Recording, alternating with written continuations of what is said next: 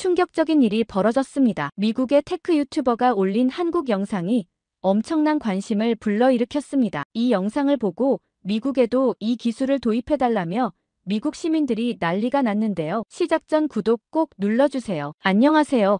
저는 제이미입니다. 저는 미국에서 테크 유튜버로 활동하고 있죠. 어릴 때부터 새로운 기술에 관심이 많았고 지금은 인공지능과 첨단 기술을 분석하고 리뷰하는 영상을 제작하며 지내고 있어요. 사실 제가 최근 올린 영상이 대박이 났어요. 저는 한국의 AI 기술이 점점 뒤처지고 있다는 내용으로 만들었습니다. 딥시크와 챗GPT 같은 강력한 AI 모델이 등장하면서 세계 AI 시장의 흐름이 바뀌었고 저는 그것을 지적하며 한국 AI가 경쟁력을 잃어가고 있다고 분석했어요. 한국 AI는 이제 끝났다라는 강한 제목을 붙였죠. 영상에서는 한국의 AI 기술이 글로벌 트렌드를 따라가지 못하고 있다는 점을 데이터와 비교 자료를 활용해 설명했습니다. 이게 사실이긴 했지만 한국이라고 하면 무조건 좋다는 사람들이 많아 냉정하게 볼 필요가 있다는 걸 강조하고 싶기도 했어요. 역시나 댓글창은 폭발적이었습니다. 누군가는 제 분석에 동의하며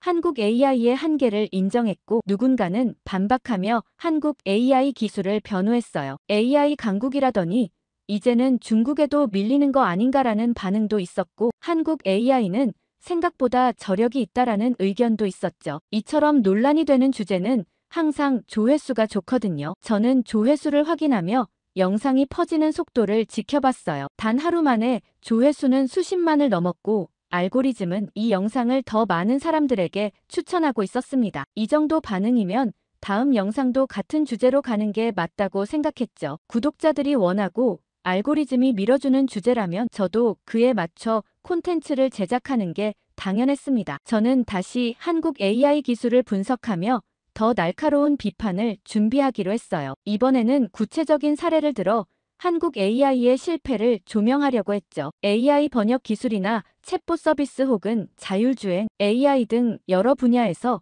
한국이 글로벌 경쟁에서 밀리고 있는 부분을 찾아 영상을 제작할 계획이었습니다. 다음 영상을 위한 계획을 마무리할 즈음 저는 다시 한번 조회수를 확인했어요. 한국 AI를 비판한 영상은 여전히 빠르게 조회수가 오르고 있었죠. 그런데 작가로부터 메일이 도착했습니다. 중국 AI 연구원이 이번 영상을 보고 다음 영상에 자기를 초청해달라고 했다고 하더라고요. 한국 AI에 대해 신랄하게 비판할 자신이 있다는 말을 덧붙였죠. 저는 중국 AI 연구원과 함께 한국에 대한 비판을 한다면 더욱 강한 반응을 불러일으킬 거라고 확신했어요. 새로운 영상이 공개되면 또다시 논쟁이 펼쳐질 테고 댓글창은 뜨겁게 달아오를 거였죠. 그런데 한편으로는 이상하게도 기분이 복잡했어요. 단순히 조회수가 잘 나와서 기쁘긴 했지만 한편으로는 찝찝한 기분도 들었죠. 저는 분석을 바탕으로 영상을 제작하지만 단순히 부정적인 면만을 강조하는 것이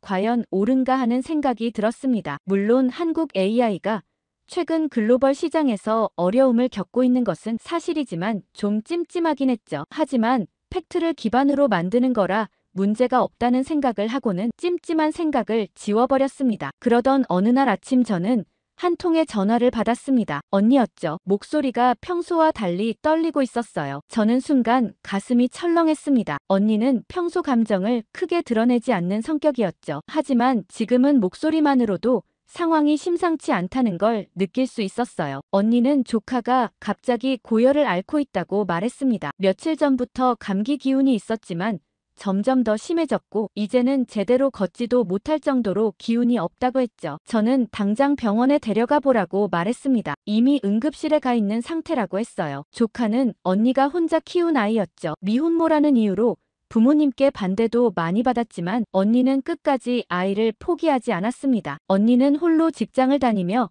아이를 키웠고 늘 최선을 다했어요. 조카는 그 사랑 속에서 밝게 자랐죠. 언니는 항상 조카를 최우선으로 생각했습니다. 하지만 지금은 그 아이가 병원에 누워있다는 소식을 듣고 저는 걱정스러웠어요. 언니는 아이를 여러 병원에 데려갔지만 모든 병원에서 돌아오는 대답은 같았습니다. 의사들은 정확한 원인을 모르겠다고 말했어요. 의사들은 조카의 상태를 살피고 여러 검사를 했지만 어떤 병인지 확실히 말해주지 못했죠. 시간이 지나면서 조카의 상태는 점점 나빠졌습니다. 그 작은 몸이 힘없이 축 늘어졌다는 말을 듣자 머릿속이 새하얘졌어요. 의사들은 더 큰 병원으로 가보라는 말만 되풀이했죠. 게다가 미국의 의료 시스템은 철저히 자본주의 원리에 따라 움직입니다. 병원마다 진료비는 천차만별이었고 최상의 의료 서비스를 받으려면 엄청난 비용이 들었어요. 보험이 있다 해도 한계가 있었죠. 특히 희귀병처럼 정확한 원인을 알기 어려운 질병은 진단 과정이 길어지고 치료비는 기하급수적으로 늘어났습니다. 언니는 조카를 살리기 위해서라면 무엇이든 할 생각이었지만 현실적인 벽이 너무 높았어요. 시간이 지나면서 조카의 상태는 더욱 악화되었습니다. 처음에는 가벼운 감기 증상인 줄 알았던 것이 점차 심각한 형태로 변해갔습니다. 조카는 식사를 제대로 하지 못했고 눈에 띄게 말라갔어요. 작은 손을 쥐고 있으면 온기가 거의 느껴지지 않았죠. 언니는 절박한 마음으로 또 다른 병원을 찾았지만 어디서도 확실한 답을 주지 않았습니다. 하루하루 지날수록 언니의 얼굴은 점점 더 초췌해졌고 걱정과 불안으로 가득 찬 모습이었어요. 병원에서 나올 때마다 언니의 눈가에는 눈물이 맺혀 있었죠. 언니는 아무도 아이를 치료할 수 없다는 것에 한숨을 쉬며 말했습니다. 절망과 두려움이 섞인 목소리였어요. 아무리 의사들을 찾아가도 조카를 위한 확실한 치료법을 제시해주는 사람은 없었죠. 의사들은 하나같이 더 큰 병원으로 가보라고 말했습니다. 우리는 해줄 수 있는 게 없다고 했어요. 하지만 이미 여러 곳을 돌아다닌 언니는 더 이상 갈 곳이 없었죠. 모든 문이 닫혀있는 기분이었습니다. 치료비 문제도 심각했어요. 언니는 홀로 아이를 키우며 경제적으로도 부담을 감당하고 있었죠. 진단이 나오지 않는 상태에서 수많은 검사를 진행하는 것만으로도 엄청난 비용이 들었습니다. 하루 입원비조차 감당하기 어려운 수준이었어요. 모든 게 돈으로 돌아가는 의료 시스템 속에서 조카의 치료를 받기 위해서는 어마어마한 금액이 필요했죠. 저도 언니에게 돈은 걱정하지 말라며 제가 할 수 있는 최대한 지원하겠다고 했습니다. 하지만 문제는 원인을 모르니 치료비가 천문학적인 금액이 든다는 것이었죠. 어떻게 해야 할까? 어디서부터 다시 시작해야 할까 하는 생각이 들었어요. 병원을 계속 돌아다녀야 할지 아니면 새로운 방법을 찾아야 할지 고민이 됐죠. 매일 이런 고민이 머릿속에 가득 차서 정신을 차릴 수가 없었습니다. 눈앞에 놓인 대본을 읽으려 해도 글자가 머릿속에서 흩어졌어요. 영상 촬영은 늘 해오던 일이었지만 지금은 전혀 집중이 되지 않았죠. 조카가 병원에서 누워있다는 사실이 머릿속을 떠나지 않았고 언니의 떨리는 목소리가 계속해서 귓가를 맴돌았습니다. 하지만 이미 인터뷰 일정이 잡혀 있었고 개인적인 사정으로 취소할 수 있는 상황도 아니었어요. 마지못해 카메라 앞에 섰죠. 예정대로 그날 인터뷰 상대는 중국의 AI 연구원 리우 박사였습니다. 그는 중국 AI 기술의 선두주자로 알려진 인물이었어요. 수년 동안 AI 분야에서 활발히 활동해온 전문가죠. 하지만 그의 태도는 꽤 논란이 많았습니다. 특히 한국 AI 기술에 대한 평가가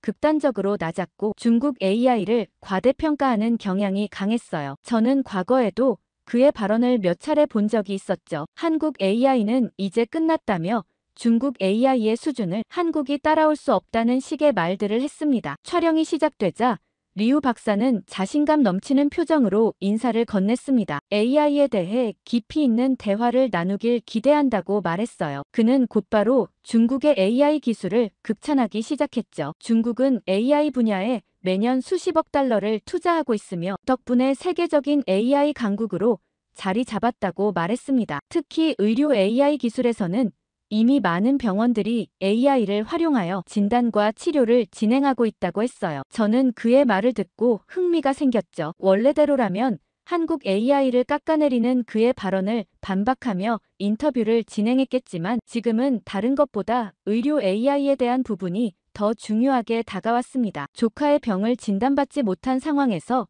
AI가 대안이 될 수 있다는 생각이 들었어요. 저는 조심스럽게 중국의 AI 의료 기술이 실제 임상에서 어떻게 활용되고 있는지 물었죠. 리우 박사는 기다렸다는 듯이 자신만만한 표정을 지으며 대답했습니다. 중국의 딥시크는 세계에서 가장 발전된 AI 시스템 중 하나라고 말했어요. 한국 AI 기술과는 비교할 수 없으며 한국이 여전히 실험 단계에 머물러 있는 동안 중국은 이미 실용화 단계에 접어들었다고 했죠. 그는 계속해서 한국 AI 기술의 부족함을 지적했습니다. 한국은 데이터 양에서 중국과 비교가 되지 않으며 AI의 핵심인 데이터를 한국처럼 작은 시장에서는 충분히 확보하기 어렵다고 말했어요. 결국 중국이 세계 AI 시장을 주도할 수밖에 없다고 했죠. 저는 평소 같았으면 반박하며 논쟁을 이어갔겠지만 지금은 그보다 다른 것이 더 중요했습니다. 인터뷰를 마친 후 개인적으로 리우 박사에게 다가가 AI, 의료기술에 대해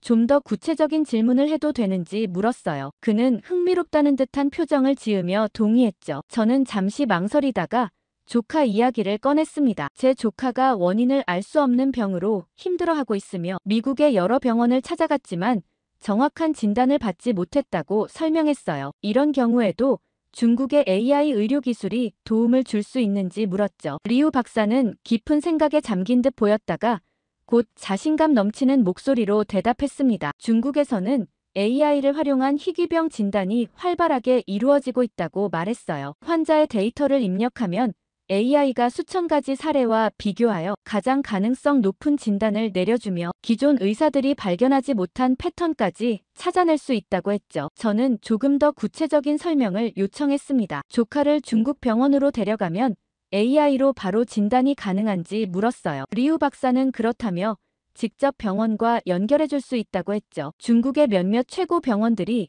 이미 AI 기반 의료 시스템을 운영하고 있다고 설명했습니다. 그의 말은 굉장히 설득력 있게 들렸어요. 미국에서 할 수 있는 방법이 없었기 때문에 중국에서라도 해결할 수 있다면 시도해 볼 가치가 있었죠. 저는 리우 박사의 연락처를 받아두고 언니와 상의해 봐야겠다고 생각했습니다. 하지만 마음 한구석에서는 이상한 불안감이 들었어요. 중국이 AI 기술에 엄청난 투자를 했다는 것은 사실이었지만 정말로 그렇게 뛰어난 의료 기술을 가지고 있을까 하는 의문이 들었죠. 리우 박사는 자신감 넘치게 말했지만 과연 실제 상황도 그렇게 완벽할지 확신이 서지 않았습니다. 그렇게 저는 깊은 고민에 빠졌어요. 조카를 살릴 수 있다면 어떤 방법이든 시도해야 했죠. 저는 조용한 방에 앉아 AI 의료 기술에 대한 자료를 찾아보기 시작했어요. AI가 진단을 돕는다는 연구 결과는 이미 여러 논문과 의료 보고서에서 언급되고 있었죠. 특히 이미지 분석을 통한 암 진단, 희귀병 탐지 같은 분야에서는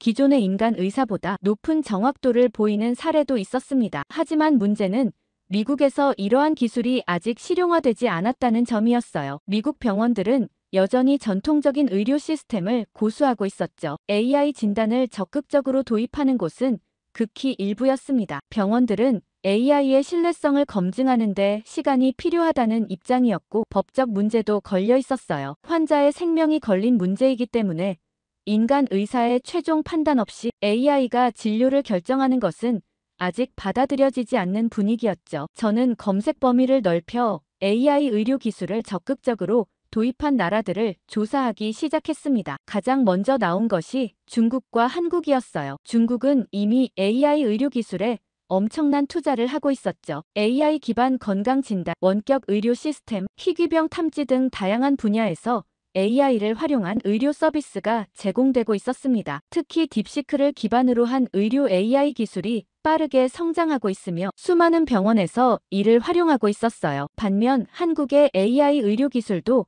상당히 발전해 있더라고요. 생각보다 놀라웠습니다. 저는 리우 박사에게 의견을 물었더니 코웃음을 치며 무시했죠. 한국은 데이터가 부족하다고 말했습니다. 중국처럼 AI를 활용할 환경이 갖춰지지 않았으며 AI 의료 기술은 데이터가 핵심인데 한국이 따라올 수 없다고 했어요. 리우 박사는 단호한 태도로 말했지만 자료를 찾아보니 한국 AI 의료 기술도 꽤 신뢰할 만한 수준이었죠. 그러나 저는 결국 리우 박사의 말을 믿고 중국으로 가기로 결정했습니다. 조카를 위해서라면 어떤 방법이든 시도해야 했어요. 미국에서 더 이상 해결책을 찾을 수 없다면 중국 AI 의료 기술이라도 시험해볼 필요가 있었죠. 저는 언니에게 중국으로 가보자고 제안했어요. 중국 AI가 조카의 병을 진단해줄 수 있을지도 모른다고 말했죠. 언니는 잠시 망설였지만 다른 방법이 없다는 것을 깨닫고 결국 동의했습니다. 조카를 살릴 수 있다면 어디든 가야 했어요. 우리는 급하게 짐을 싸고 중국 병원으로 향했죠. 처음에는 깨끗한 시설과 정밀한 검사 과정이 인상적이었어요. AI 기반 진단 장비가 환자의 모든 데이터를 분석하고 있다는 설명을 들으면서 어쩌면 진짜 해결책을 찾을 수도 있겠다는 희망이 들었죠. 하지만 시간이 지날수록 이상한 점들이 하나둘 보이기 시작했습니다. 의사들은 AI가 제시한 결과를 설명하기보다는 추가적인 검사를 이유로 아이를 계속 붙잡아 두려 했어요. 처음에는 더 정밀한 진단을 위해서라 생각했지만 날이 갈수록 조카를 대상으로 더 많은 테스트를 진행하기 시작했죠. 혈액 검사와 조직 샘플 채취 그리고 신경 반응 검사 등 필수적이지 않아 보이는 실험들이 계속되었습니다. 언니는 점점 불안해졌어요. 처음에는 믿어보려 했지만 조카가 받는 검사가 단순한 진단이 아니라 실험에 가깝다는 걸 깨달았죠. 병원 관계자들은 구체적인 설명을 해주지 않았고 AI가 추가 검사를 요구했다는 이유만 반복했습니다. 어느 날 언니는 병원의 다른 환자 보호자와 대화를 나누다가 충격적인 사실을 알게 됐어요. 이곳에서 치료를 받던 일부 환자들이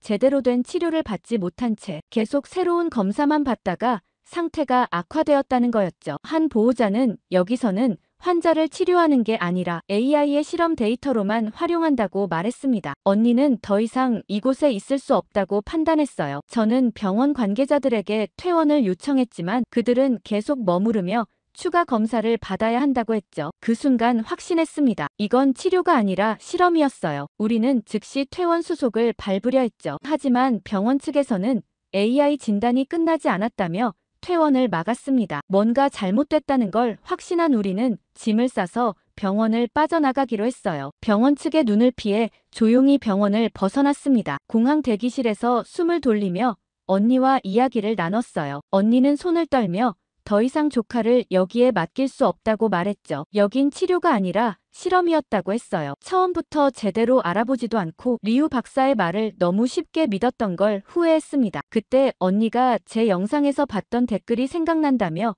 저에게 보여주었어요. 한국에서는 AI가 의사보다 더 정확한 진단을 한다는 내용이었죠. 그 한마디가 우리의 생각을 완전히 바꿨습니다. 사실 저도 이미 알아본 바가 있었지만 리우 박사의 말만 믿고 중국으로 왔었습니다. 언니는 바로 한국 AI 의료기술에 대해 검색하기 시작했어요. 한국에서는 이미 AI를 활용한 정밀 진단이 활발하게 이루어지고 있었죠. 네이버의 매드클로바나 삼성의 AI 의료 솔루션 그리고 서울대병원의 AI 연구 사례들이 눈에 띄었습니다. 언니는 한국으로 가보자고 제안했어요. 중국에서 겪은 일을 생각하면 한국이 더 나을 것 같다고 했죠. 우리는 더 이상 머뭇거릴 수 없었습니다. 조카를 위해서라면 가장 신뢰할 수 있는 곳으로 가야 했어요. 공항에서 내리자마자 우리는 곧바로 한국의 병원으로 향했습니다. 그동안 많은 병원을 찾아다녔지만 한국의 AI 의료 시스템이 마지막 희망이라는 생각이 들었어요. 언니는 조카를 품에 안고 병원 문을 들어섰죠. 긴장된 표정이 역력했지만 이번만큼은 제대로 된 진단을 받을 수 있기를 간절히 바라고 있었습니다. 병원 접수처에서 AI 기반 정밀 진단을 요청하자 의료진은 빠르게 대응했어요. 한국에서는 이미 AI를 활용한 의료 시스템이 체계적으로 구축되어 있었죠. 환자의 데이터를 바탕으로 신속한 분석이 가능했습니다. AI 진단 장비가 조카의 상태를 면밀히 살펴보기 시작했어요. 검사는 기존과는 비교도 되지 않을 정도로 정밀하게 진행됐죠. AI가 실시간으로 혈액 데이터, 유전자 정보, 병력 기록을 분석하며 기존 병원에서는 발견하지 못했던 패턴들을 찾아내고 있었습니다. 의료진도 AI가 도출한 결과를 유심히 살펴보며 의견을 교환했어요. 드디어 결과가 나왔죠. 담당 의사가 차트를 보며 조심스럽게 설명을 시작했습니다. AI는 조카의 병을 특정 희귀 유전 질환으로 진단했어요. 기존 병원에서는 단순한 면역 질환이나 감염으로 판단했던 것과는 달리 AI는 정확한 병명을 찾아냈죠. 이전에 의사들이 간과했던 수치와 패턴들을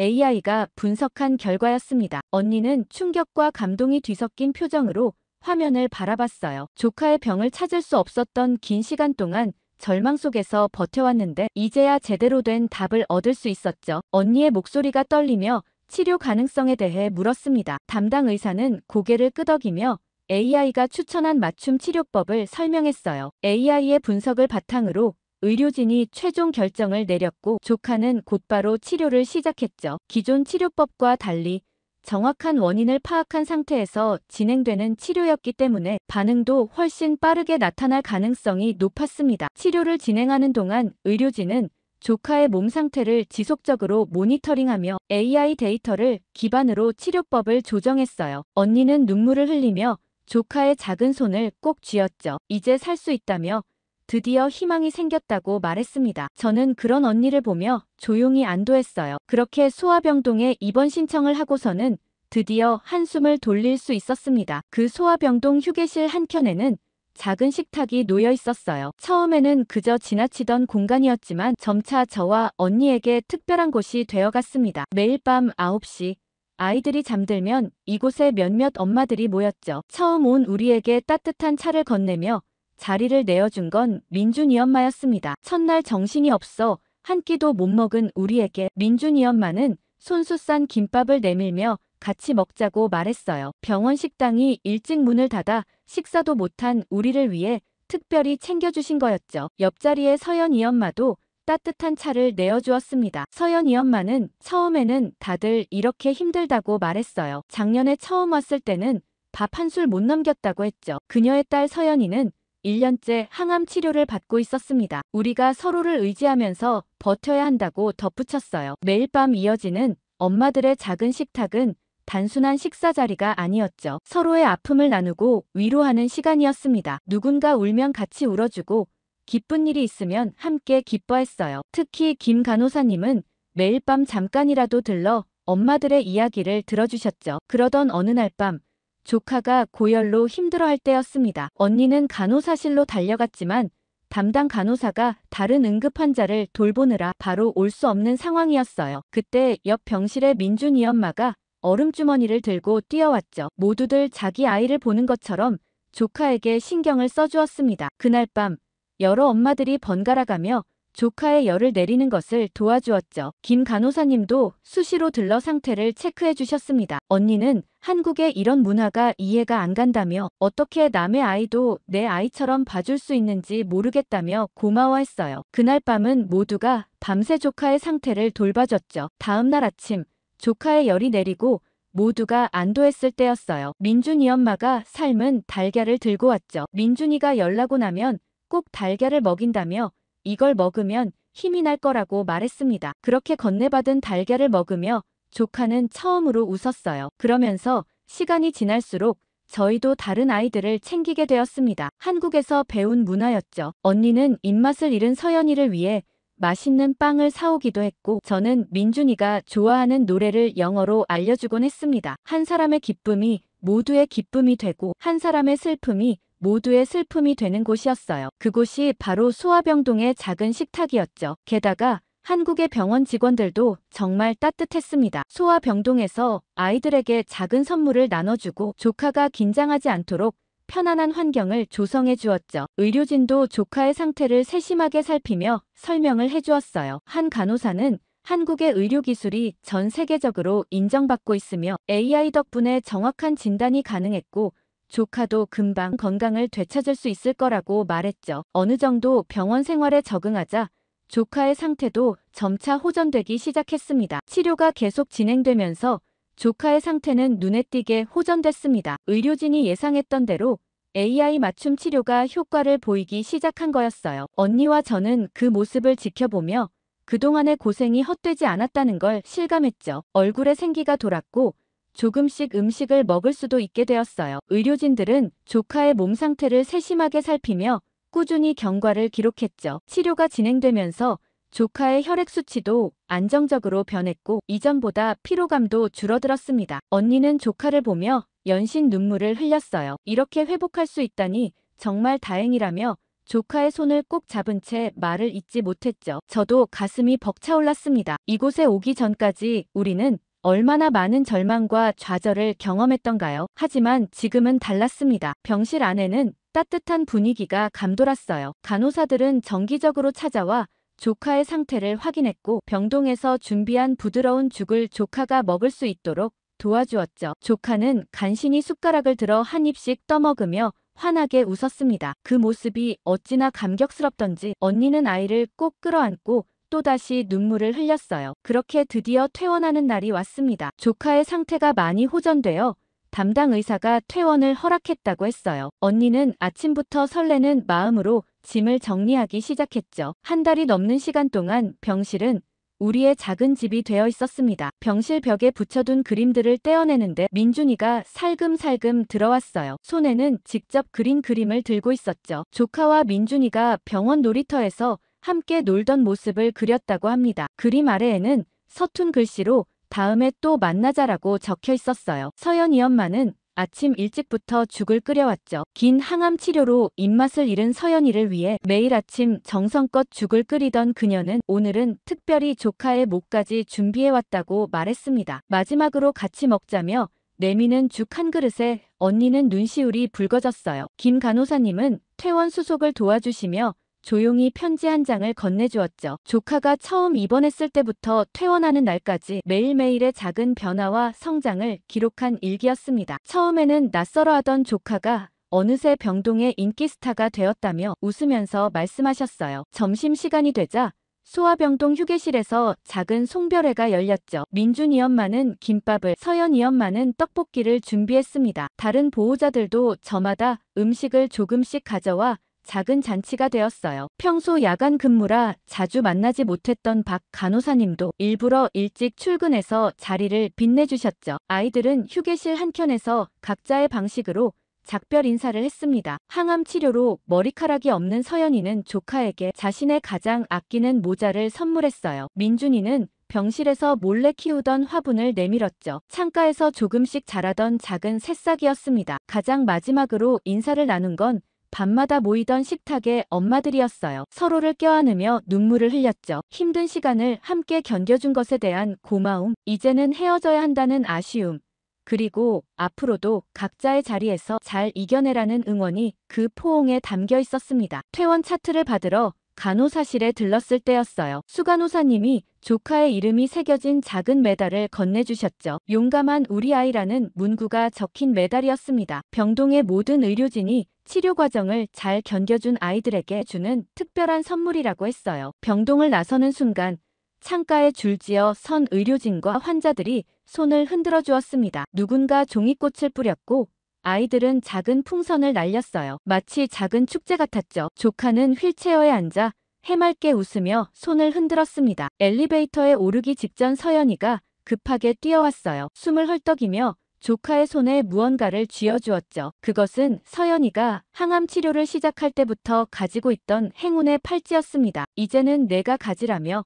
씩씩하게 웃어 보였어요. 병원을 나서는 길, 하늘은 유난히 맑았습니다. 조카는 햇빛을 받으며 깊게 숨을 들이마셨어요. 한 달 만에 맡아보는 바깥 공기였죠. 주차장으로 가는 길에 조카는 계속해서 뒤를 돌아보았습니다. 창가에서 여전히 손을 흔들고 있는 친구들과 의료진들을 향해 또 한 번 손을 흔들었어요. 차에 오르면서 언니가 조용히 말했습니다. 이곳에서의 시간이 비록 힘들었지만 그만큼 따뜻했다고요. 우리는 병을 치료하러 왔다가 예상치 못한 선물을 받아갔죠. 서로를 위로하고 응원하는 마음, 함께 있어주는 것만으로도 큰 힘이 되는 동반자들을 만났습니다. 그 순간 저는 과거에 제가 올렸던 영상을 떠올렸죠. 오히려 미국보다도 앞서 있다는 생각이 들었습니다. 저는 제 과거 발언을 되새기며 후회했어요. 단순히 자료와 숫자만 보고 판단하는 것이 얼마나 위험한지 깨달았죠. 이제는 알았습니다. 한국의 의료기술은 단순한 이론이 아니라 현실이었어요. 이 기술이 없었다면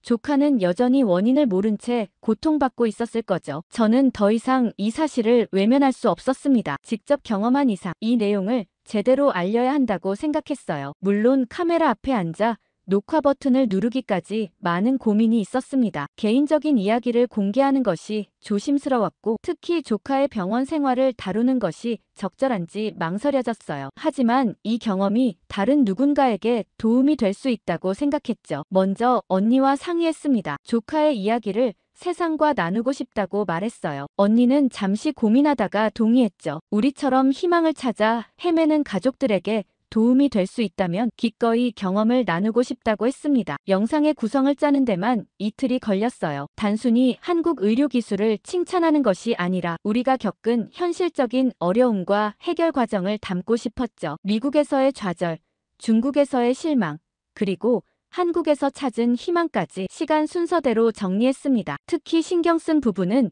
의료 시스템의 차이였어요. 미국의 병원에서는 왜 정확한 진단을 받지 못했는지, 중국의 병원은 어떤 점이 문제였는지, 그리고 한국의 의료진들은 어떻게 접근했는지 객관적으로 비교했죠. 감정적인 호소보다는 구체적인 사실을 바탕으로 이야기를 전개했습니다. 조용한 공간에서 차분히 제 경험을 이야기했죠. 편집 과정에서는 조카의 개인정보를 보호하면서도 이야기의 진정성을 잃지 않도록 주의했습니다. 실제 치료 장면 대신 일러스트레이션을 활용했고 의료진의 설명은 자막으로 처리했어요. 영상의 후반부에는 현재 조카의 모습을 담았죠. 물론 얼굴은 공개하지 않았지만 병원 놀이터에서 뛰어노는 뒷모습을 통해 회복된 모습을 보여주었습니다. 마지막으로는 전 세계의 의료 시스템이 서로 배우고 발전해 나가길 바란다는 메시지를 덧붙였어요. 편집을 마치고 업로드 버튼을 누르기 전 다시 한번 언니와 영상을 함께 보았죠. 언니는 눈물을 훔치며 잘 만들었다고 말해주었습니다. 이제는 다른 가족들도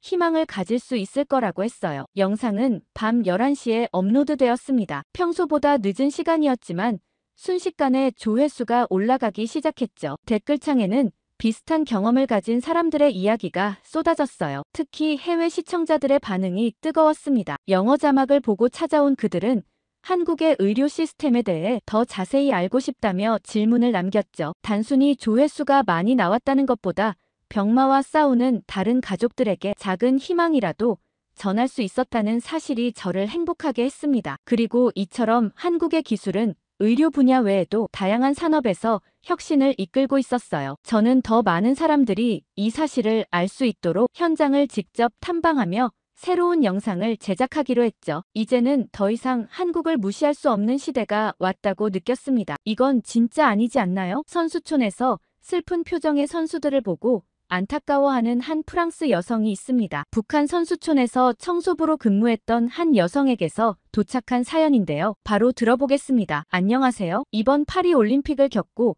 저는 인생에서 정말 특별한 경험을 하게 되었는데 그 어디에도 말하기가 어려워 익명의 힘을 빌려 몰래 사연을 보내봅니다. 혼자 간직하고 있기엔 너무 마음 아픈 이야기거든요. 누구라도 알게 되어 조금이라도 변화가 생겼으면 하는 마음에 용기 내 사연을 보내봅니다. 물론 이 사연을 쓴 게 저라고 특정될 수 있을지 모르겠지만 저보다 더 어려움을 겪는 사람들이 많기 때문에 다 늙은 나이에 용기를 내서 컴퓨터 앞에 앉아보았어요. 저는 일평생 파리의 거리를 청소하며 살아왔습니다. 55년 동안 이 도시를 떠난 적 없는 저에게 파리의 골목골목은 제 몸의 일부나 다름없었죠. 그런 제가 올림픽 선수촌 청소를 맡게 되리라고는 꿈에도 생각하지 못했습니다. 아마 그게 북한 선수촌이었기 때문에 가능하지 않았나 싶기도 해요. 올림픽 준비가 한창이던 어느 날 저는 평소와 다름없이 몽마르트 언덕의 좁은 골목을 쓸고 있었습니다. 그때 정장 차림의 남성 둘이 다가와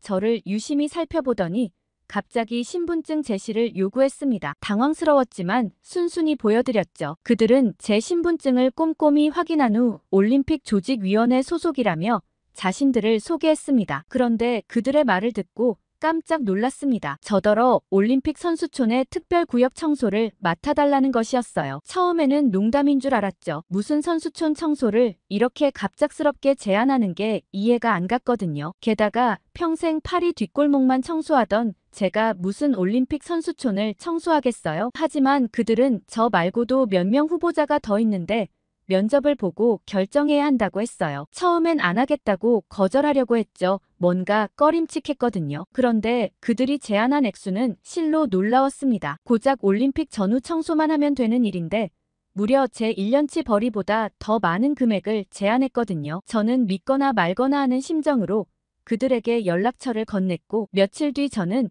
올림픽 조직위원회 건물로 호출되었습니다. 그곳에서 저는 제 인생에서 가장 이상한 면접을 치렀습니다. 그들은 제 출생부터 현재까지의 모든 것을 꼬치꼬치 캐물었습니다. 학창시절 성적과 가족관계와 심지어 제가 즐겨보는 TV 프로그램까지 모조리 물어보더군요. 가장 이상했던 건 제 여행 경험에 대한 질문이었습니다. 제가 파리를 떠난 적이 있는지 그리고 외국에 나가본 적은 있는지를 반복해서 물었습니다. 저는 일평생 프랑스는 고사하고 파리도 떠나본 적이 없거든요. 제가 평생 파리에서만 살았다고 대답하자 그들은 만족스러운 듯 고개를 끄덕였습니다. 면접이 끝나고 일주일 뒤 저는 극비 계약서에 서명을 했습니다. 그제서야 알게 된 사실이지만 제가 맡게 될 구역은 다름 아닌 북한 선수단의 숙소였습니다. 북한이라는 나라는 제게 매우 생소했어요. 저는 TV에 나오는 기계 같은 사람들의 모습이나 핵을 쏜다고 협박하는 모습이 얼핏 생각났어요. 북한 선수단 숙소의 청소부로 선정된 후 저는 엄격한 보안 교육을 받아야 했습니다. 올림픽 조직위원회 건물의 작은 회의실에서 진행된 교육은 제가 상상했던 것 이상으로 철저했습니다. 먼저 보안 책임자로 보이는 중년의 남성이 제 앞에 두꺼운 서류 뭉치를 내려놓았습니다. 그는 무뚝뚝한 표정으로 제게 모든 페이지에 서명하라고 요구했습니다. 서류를 훑어보니 대부분의 내용이 비밀 유지에 관한 것이었습니다. 특히 눈에 띄는 조항은 제가 본 것이나 들은 것, 심지어 냄새 맡은 것까지 그 어떤 것도 외부에 누설해서는 안 된다는 내용이었습니다. 서명을 마치고 나서 보안 책임자는 제게 작은 책자를 건넸습니다. 그 안에는 북한 선수단 숙소에서 지켜야 할 규칙들이 빼곡히 적혀 있었습니다. 선수들과 눈을 마주치지 말고 어떤 대화도 나누지 말 것, 심지어 제 청소 도구까지 매일 검사를 받아야 한다는 내용도 있었습니다. 도대체 북한이란 나라는 어떤 나라길래 청소부에게까지 이렇게 과한 요구를 하나 싶었어요. 그리고 이어진 교육을 받고 난 후 저는 기겁할 수밖에 없었어요. 그건 감시 카메라 시스템에 대한 설명이었습니다. 책임자는 빔 프로젝터를 통해 숙소 내부 도면을 보여주었습니다. 그리고 붉은 점으로 표시된 수십 개의 지점을 가리키며 이 모든 곳에 카메라가 설치되어 있다고 설명했습니다. 저는 숨을 크게 들이마셨습니다. 제가 청소하는 모든 순간이 누군가에 의해 감시된다는 사실에 등줄기에 식은땀이 흘렀거든요. 정말 보통 일이 아니구나 싶었죠. 마지막으로 책임자는 제게 특수 제작된 작업복을 건넸습니다. 저는 청소복을 보고 깜짝 놀랐어요. 이 옷에는 어떠한 주머니도 없었고 옷 위에 아무것도 걸 수 없게 되어 있었습니다. 심지어 신발까지도 특별히 제작된 것이었습니다. 이 모든 것이 제가 어떤 물건도 반입하거나 반출할 수 없도록 하기 위함이라고 하더라고요. 교육을 마치고 집으로 돌아가면서 저는 이 일이 단순한 청소 그 이상의 것이라는 것을 직감했습니다. 굳이 파리 뒷골목을 청소하던 제게 이 일을 맡긴 것도 북한 선수촌에서 일어나는 그 어떤 일도 발설되지 않기를 희망하는 북한 측의 요구가 있었기 때문이라는 생각이 들었죠. 다른 선수촌 청소부들은 오히려 젊은 사람들이 많았어요. 애초에 청소부를 공개 모집하기도 했고 지원한 젊은 친구들은 선수들을 가까이서 볼 수 있다는 생각에 들떠 선수촌 청소에 지원했죠. 북한 선수촌만 예외였던 거였습니다. 마음이 복잡했지만 저는 내가 할 일만 잘하면 된다는 생각으로 임하기로 했어요. 그리고 다음 날은 선수들이 오기 전 청소를 하러 선수촌 숙소로 가게 되었죠. 선수들이 없었는데도 불구하고 저는 철저한 보안 검색을 받아야 했습니다. 그들은 제 청소 도구까지 하나하나 뒤졌고 휴대폰은 제출해야 했어요. 그리고 그들이 준비한 작업복으로 갈아입었죠. 숙소 내부는 제가 상상했던 것보다 훨씬 삭막했습니다. 벽에는 아무런 장식도 없었고 창문은 모두 가려져 있었습니다. 방 안에는 필수적인 가구들만 덩그러니 놓여있을 뿐이었죠. 그 순간 저는 이곳에 머물 선수들이 불쌍하다는 생각이 들었습니다. 청소를 시작하자마자 저는 등골이 오싹했어요. 곳곳에 설치된 감시 카메라의 존재를 느낄 수 있었거든요. 처음에는 그닥 신경 쓰이지 않았지만 시간이 지날수록 그 시선이 저를 옥죄는 것만 같았습니다. 그런데 청소를 하면서 저는 이상한 점을 발견했습니다. 다른 나라 선수들의 숙소에는 흔히 볼 수 있는 개인 물품들, 컴퓨터나 스마트폰 같은 전자기기들이 전혀 보이지 않았습니다. 대신 낡은 라디오 몇 대만이 덩그러니 놓여있을 뿐이었죠. 선수들에게 절대 외부 소식을 알리지 않겠다는 굳은 의지가 보이더라고요. 가장 충격적이었던 건 식당이었습니다. 식당에서도 선수들 간 대화를 할 수 없도록 모두 한 방향을 바라보게 앉도록 배치되어 있더라고요. 감옥도 여기보단 낫다 싶은 생각이 들 정도였죠. 그리고 아니나 다를까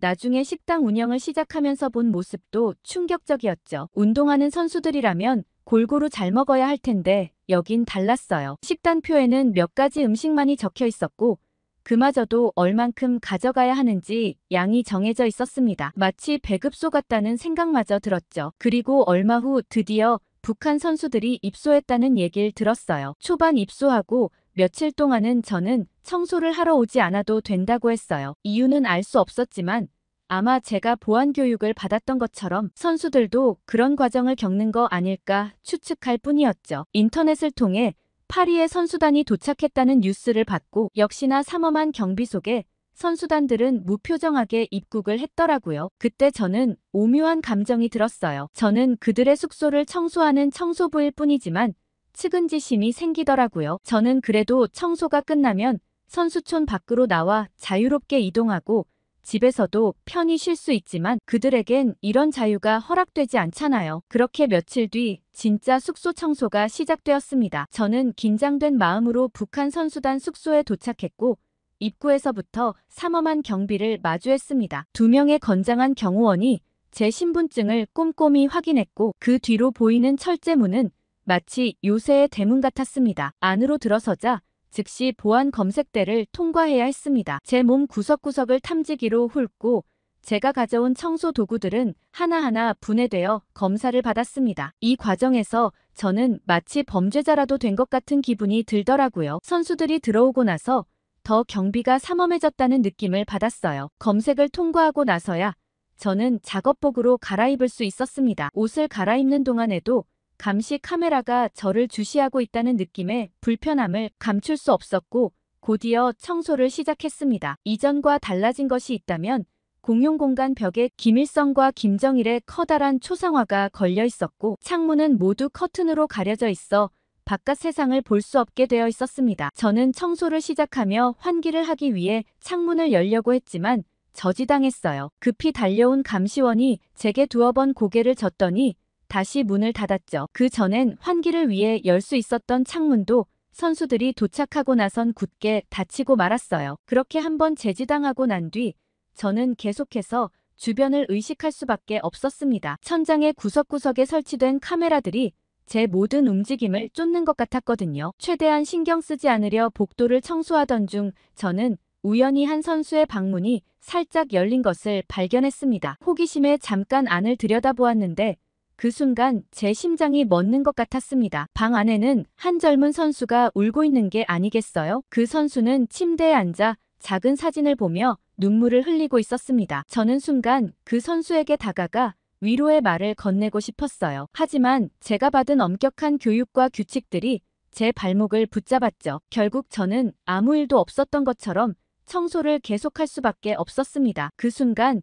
제 가슴 한편이 무거워지는 것을 느꼈어요. 이상하게 저는 선수들에게 감정이입이 되는 저를 느꼈고 이러면 안 된다고 스스로를 다그쳤어요. 저는 그냥 청소만 하러 온 사람일 뿐이라고 되뇌었죠. 그리고 점심시간이 되어 저는 잠시 휴식을 취하기 위해 제게 할당된 작은 방으로 향했습니다. 그곳에서 도시락을 먹으면서 문득 제가 얼마나 고립된 환경에서 일하고 있는지 실감했어요. 제 휴대폰은 입구에서 압수되었고 창문 하나 없는 작은 방에서 저는 완전히 외부와 단절되었다고 느껴졌거든요. 저도 이렇게 갑갑함을 느끼는데 선수들은 얼마나 더할까 싶더라고요. 오후 청소를 하는데도 내내 눈물을 흘리던 선수와 제가 느꼈던 갑갑한 마음을 떠올리며 심란하게 하루를 마무리했어요. 청소를 마치고 나올 때도 저는 또다시 철저한 검색을 받아야 했습니다. 경호원들은 제 몸과 옷을 꼼꼼히 뒤졌고 심지어 제 청소도구까지 하나하나 확인했습니다. 이 과정에서 저는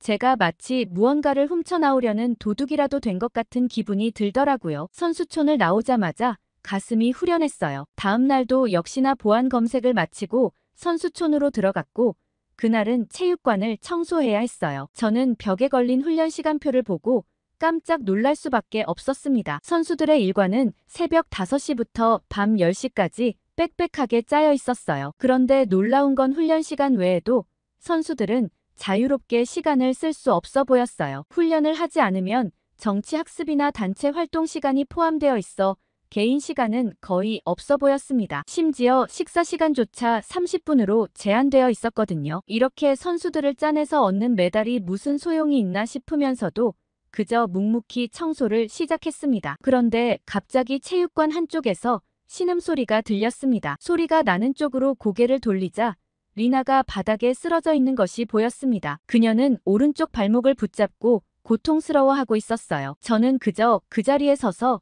어쩔 줄 모르고 상황을 지켜볼 수밖에 없었습니다. 절대 선수에게 다가가면 안 된다는 규칙이 있었거든요. 발만 동동 구르다가 가까이 가야겠다고 생각하는 찰나 코치와 의료진으로 보이는 사람들이 체육관으로 들어왔습니다. 그들은 리나의 상태를 확인하고 그녀를 들것에 실어 체육관 밖으로 데리고 나갔어요. 잠깐 보이는 리나의 얼굴에는 고통과 두려움이 가득했습니다. 이후 며칠 동안 저는 리나의 모습을 볼 수 없었어요. 그녀의 방은 항상 비어 있었고 다른 선수들 사이에서도 그녀에 대한 이야기는 들리지 않았습니다. 마치 그녀가 없었던 것처럼 모든 것이 평소와 똑같이 진행되더라고요. 일주일쯤 지났을 때 저는 우연히 리나의 치료 과정을 볼 수 있었습니다. 선수 숙소 한쪽에 마련된 작은 의무실에서 일어난 일이었어요. 문이 살짝 열려 있어 안을 들여다볼 수 있었죠. 리나는 침대에 누워 있었고 의사로 보이는 사람이 그녀의 발목을 살펴보고 있었습니다. 의사의 표정은 매우 심각해 보였고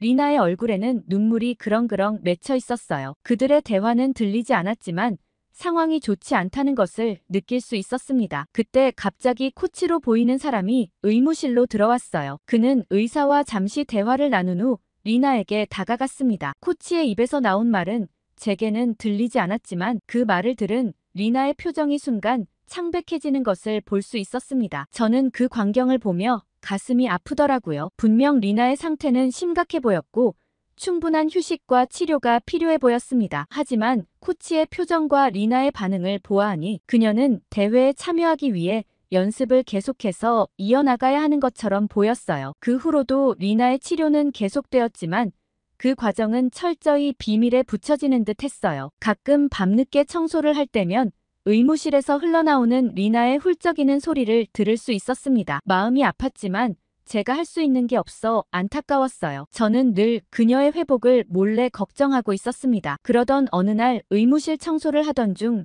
리나와 눈이 마주쳤습니다. 그 순간 저는 무언가 해주고 싶다는 충동을 억누를 수 없었어요. 이제 계약 기간도 절반 정도 지났고 그 사람들의 패턴도 어느 정도 이해하기 시작했거든요. 다음 날 저는 조심스럽게 준비해온 파리의 유명한 과자와 진통제를 가방 깊숙이 숨겼습니다. 만약 보안검사로 들킨다면 점심시간 도시락이 너무 부실하고 청소하느라 마디마디가 아파 챙겨왔다고 모른 척 시치밋대고 둘러댈 참이었어요. 보안 검색을 받는 내내 가슴이 쿵쾅거렸어요. 그런데 갑자기 이게 뭐냐고 묻는 듯 보안 요원들이 수상하게 움직였어요. 그런데 그건 새로 가져온 청소도구였고 그들은 그 청소도구만 압수한 채 저를 보내주었습니다. 그 사람들도 매일 하는 보안 검색에 조금 해이해진 것 같은 느낌도 들었죠. 아무튼 저는 몰래 가져온 과자와 약을 청소도구함 깊숙이 숨겨두고 언제 전달할까 기회만 엿보았습니다. 그러다 의무실 청소 시간에 리나가 잠시 자리를 비운 사이 저는 재빨리 과자와 약을 그녀의 베개 밑에 숨겼습니다. 혹시나 누군가 와서 눈치챌까 걱정되어 내내 의무실을 맴돌았죠. 만약 제가 줬다는 게 발각되면 저보단 리나에게 더 피해가 갈 게 뻔했으니까요. 다행히 리나가 돌아오기까지 의무실엔 아무도 들어오지 않았고 저는 리나가 확인하는 걸 보고 조용히 눈빛으로 응원을 보내며 의무실을 빠져나갔습니다. 그 후 며칠 동안 리나의 표정에 미세한 변화가 생겼다는 걸 알 수 있었어요. 여전히 긴장된 모습이었지만 가끔 저를 볼 때면 희미한 미소를 지어주었거든요. 그러던 어느 날 청소를 마무리하고 청소도구함을 정리하던 찰나 청소도구함 바닥에 쪽지가 하나 있었습니다. 하마터면 쓰레기인 줄 알고 버릴 뻔했는데 저는 그 쪽지를 열어보고 깜짝 놀랐어요. 언제 쪽지를 넣어뒀는지 거기에는 서툰 프랑스어로 고맙다는 말이 적혀 있었거든요. 저는 그 순간 가슴이 뭉클해졌습니다. 그러면서 아무 표정 없는 선수들도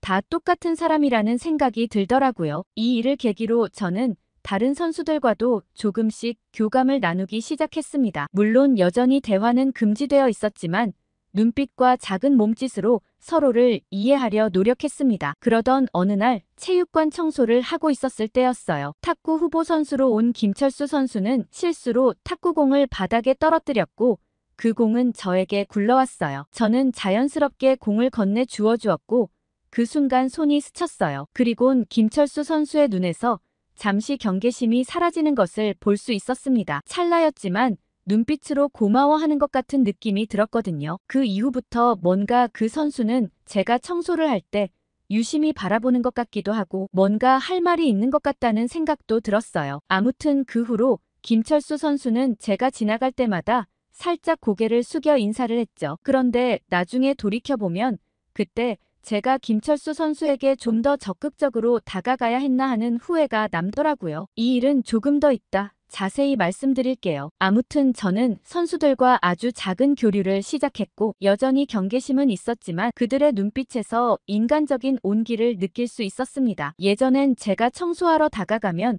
그들은 최대한 저와 멀리 떨어져 멀찍이 있었고 아주 작은 소리로 소근거렸지만 요즘은 저에 대한 신뢰가 어느 정도 생겼는지 제가 들릴 정도로 이야기를 하기도 하더라고요. 처음에는 너무 오랜만이라 그저 낯선 언어로만 들렸지만 점차 그 말의 의미를 이해할 수 있게 되었습니다. 사실 저는 20대 초반에 파리 외곽에 부유한 한국인 가정에서 가정부로 일한 적이 있었거든요. 그 집은 한국의 고위 간부의 집이었기 때문에 집안에서의 일은 모두 기밀이었고 저 역시 극도의 비밀 유지를 요구받았습니다. 제가 일했었던 기억도 잊을 정도로 시간이 너무 오래 흘러버렸고 극비 사항이었기 때문에 아마 북한에서도 이 사실을 알아내지 못했던 것 같기도 해요. 아무튼 그 집에서의 경험은 제게 특별했습니다. 집 밖에서는 오직 프랑스어만 사용했지만 문을 닫는 순간 그 집은 마치 작은 한국이 되었습니다. 가족들은 서로 한국어로 대화를 나눴고 한국 음식을 먹었으며 한국의 문화를 그대로 유지했습니다. 특히 기억에 남는 것은 그 집의 아이들을 돌보던 한국인 가사도우미였습니다. 그녀는 아이들에게 한국어를 가르쳤고 저는 그 옆에서 일하면서 자연스럽게 한국어를 듣고 이해하게 되었습니다. 물론 제가 어디서 한국어를 사용하지 않아 한국어로 얘기하는 건 아주 기초적인 수준이지만 시간이 지나면서 점점 더 복잡한 대화도 이해할 수 있게 되었어요. 그리고 그 가정에서 느낀 따뜻함과 친절은 잊을 수 없었죠. 비록 저는 고용인이었지만 한국 주인집 가족들은 저를 가족처럼 대해주었습니다. 추석이나 설날 같은 한국 명절에는 저도 함께 음식을 나누어 먹었고 때로는 한복을 입어보라며 선물로 주기도 하셨어요. 특히 기억에 남는 것은 제가 아팠을 때의 일이에요. 저는 그 집의 상주 가정부로 일했는데 그날은 정말 심한 감기로 일어나기 힘들었거든요. 그런데 저는 사모님이 제게 주신 음식이 아직도 기억에 남아요. 직접 끓인 미역국을 가져다 주셨는데 한국에서는 몸이 약해졌을 때 미역국을 먹는다며 저를 걱정하는 마음으로 정성껏 만들어주셨죠. 누가 가정부에게 이런 친절을 베풀겠어요? 아무튼 이런 경험이 있었기에 오랜만에 들리는 한국어였지만 점차 무슨 대화인지 어느 정도 이해할 수 있었어요. 선수들이 고향 생각을 하며 나누는 대화와 가족들을 그리워하는 말들, 그리고 때로는 이곳 파리에 대한 호기심 어린 이야기들까지 저는 알아들을 수 있었지만 절대 알아듣지 못하는 척했어요. 선수들이 불편함을 느낄 뿐더러 저는 청소부 자리에서 쫓겨날 게 뻔했거든요. 그러던 어느 날 북한 선수단 숙소에서 예상치 못한 사건이 벌어졌습니다. 복도를 청소하던 중 갑자기 달리는 발소리와 함께 흥분된 목소리가 들려왔습니다. 순간 저는 그 자리에 얼어붙었습니다. 소리가 나는 방향을 보니 한 남자 선수가 숙소 출구를 향해 필사적으로 달리고 있었습니다. 그 선수는 김철수였습니다. 김철수 선수의 얼굴에는 공포와 결의가 뒤섞여 있었습니다. 경호원들이 즉시 그의 뒤를 쫓기 시작했고 숙소 전체가 순식간에 아수라장이 되었습니다. 다른 선수들은 놀란 표정으로 방에서 나와 상황을 지켜보았고 경호원들은 큰 소리로 명령을 내리며 김철수 선수를 잡으려 했습니다. 김철수 선수가 제 옆을 지나칠 때 마주친 그의 눈에서 자유를 향한 간절한 열망을 읽을 수 있었습니다. 순간 그를 도와주고 싶다는 충동이 일었지만 저는 아무것도 할 수 없었어요. 속으로는 제발 자유를 찾아 멀리 도망가고 절대 이곳에 돌아오지 않으면 좋겠다고 생각했죠. 그런데 얼마 지나지 않아 제 눈에 보이는 장면을 보고 가슴이 찢어지는 듯 했어요. 여러 경호원들에게 잡혀 끌려오는 김철수 선수의 모습이 보였거든요. 선수들은 모두 숙소에 감금되다시피 각자의 방에 갇혀 있었고 복도에는 절규하는 김철수 선수의 목소리만이 날카롭게 울려 퍼졌어요. 그리고 얼마 지나지 않아 복도에는 다시 정막이 감돌았습니다. 김철수 선수가 계속 저를 바라보던 것과 제게 말을 걸까 말까 하는 듯한 그 모습이 오늘을 위한 것이었을까 계속 마음이 쓰였어요. 이 사건 이후 숙소의 분위기는 극도로 긴장되었고 경비는 더욱 삼엄해졌습니다. 그리고 저는 그날 이후 출근하지 말라는 명령을 들었고 더 이상 선수촌에 접근할 수 없었죠. 숙소를 나서면서 저는 마지막으로 뒤를 돌아보았습니다. 그 순간 리나가 창가에 서 있는 것처럼 보였습니다. 그녀는 살짝 손을 들어 인사를 하는 것 같았고 제 눈엔 눈물이 그렁그렁 맺혔어요. 그것이 우리의 마지막 작별 인사였죠. 그리고 올림픽이 마무리되고 저는 TV로 북한 선수단의 출국 장면을 보았습니다. 그들은 여전히 경호원들에 둘러싸여 있었고 표정은 굳어 있었어요. 그리고 카메라에 잡힌 리나의 모습이 눈에 들어왔습니다. 그 모습을 보는데 갑자기 복잡한 감정에 휩싸였어요. 그들과 함께했던 시간과 나누었던 작은 교감들과 그곳에서 목격했던 사건들이 모두 주마등처럼 스쳐 지나갔습니다. 그들이 앞으로 어떤 삶을 살게 될지 걱정되더라고요. 특히 김철수 선수의 운명이 계속 마음에 걸렸습니다. 그의 탈출 시도가 어떤 결과를 낳았을지, 그가 지금 어디에 있을지 생각하니 가슴이 아프더라고요. 동시에 그의 용기에 대해 경외심을 느꼈죠. 부디 제 이야기가 널리 퍼져 북한 선수들은 물론 북한 사람들이 좀 더 자유롭게 살 수 있기를 바랍니다. 오늘 파리에서 도착한 사연 어떻게 들으셨나요? 북한 사연을 들을 때면 조심스럽기도 하고 안타깝기도 한데요. 차라리 이런 내용을 더 널리 알리고 북한의 실상에 대해 관심을 갖는 사람들이 많아야 오히려 더 빨리 북한 주민들의 인권이 보장되지 않을까요? 어떻게 생각하시는지 댓글 달아주세요. 구독과 좋아요 꾹 눌러주시고 더 좋은 사연으로 돌아오겠습니다. 사연 제작소 감동필름이었습니다.